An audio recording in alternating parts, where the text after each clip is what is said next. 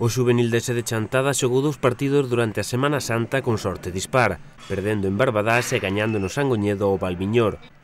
No partido disputado xoves fora da casa, os chantadinos caeron por 2-1 nun partido no que o árbitro tivo moito que ver no resultado.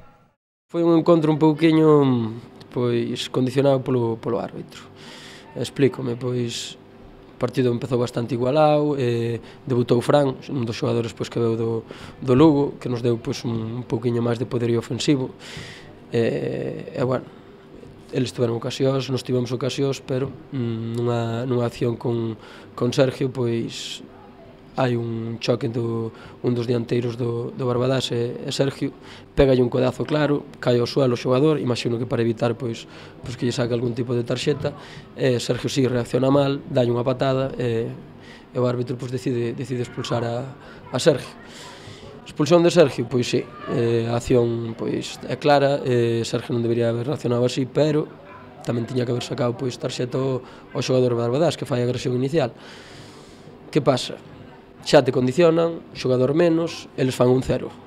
Nós repuxémonos, pouco despois chegamos a facer o 1-1 nunha acción de Saúl que, bueno, ten un pouco de fortuna porque é un centro que bota diante do porteiro e o supera, pero, bueno, conseguimos ese empate, pero pouco despois do empate, volvenos a expulsar outro xogador, que é eso, supuestamente por dirixirse en términos incorrectos ao colexiado, cousa que non é certa.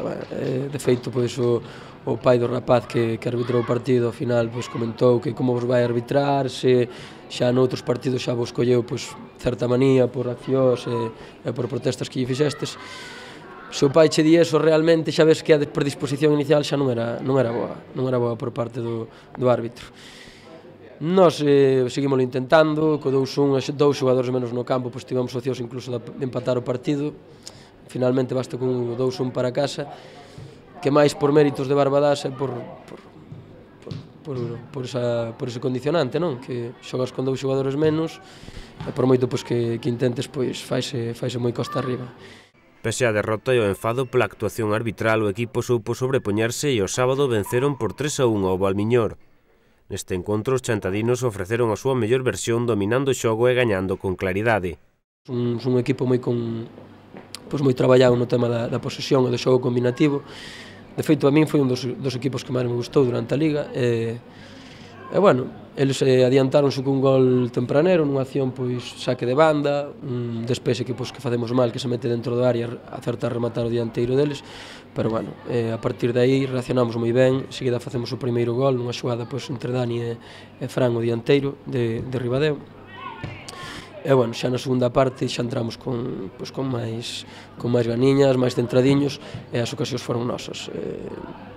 Conseguimos adiantarnos con centro de Bruno e remate de Saúl dentro do área, e a partir de aí xa podes considerar un monólogo por parte dos nosos, que tivemos moitísimas ocasións, non acertamos a marcar, pero, bueno, sigue xa na salida dun córner, case xa rematando o partido, facemos o 3-1 definitivo, e con moi bo sabor de boca, porque facía bastantes xornadas que non nos atopábamos así cun partido que dominas e ganas, claramente.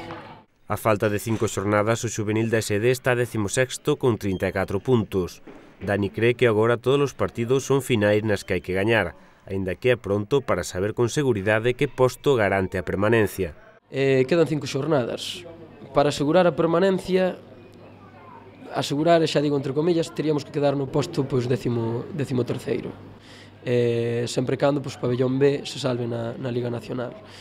O normal é que se salve, porque o equipo de División de Honor xa acabou a Liga, xa tiran de certos xogadores que lles vai dar un plus, pero, bueno, asegurar xa, como dixen antes, entre comillas, porque dependemos dos resultados de equipos que están por riba nosa. O bom é que temos enfrentamentos directos contra Sarda unha vez esta fin de semana, a Seca, Villalonga, Valladares incluso. Bueno, pasa por ganar todos os partidos que nos quedan. Se perdemos estaríamos igual, ganar todos os partidos que nos quedan e esperar resultados. O bom é que temos enfrentamentos directos e son contra equipos da nosa zona e da nosa loita pola permanencia.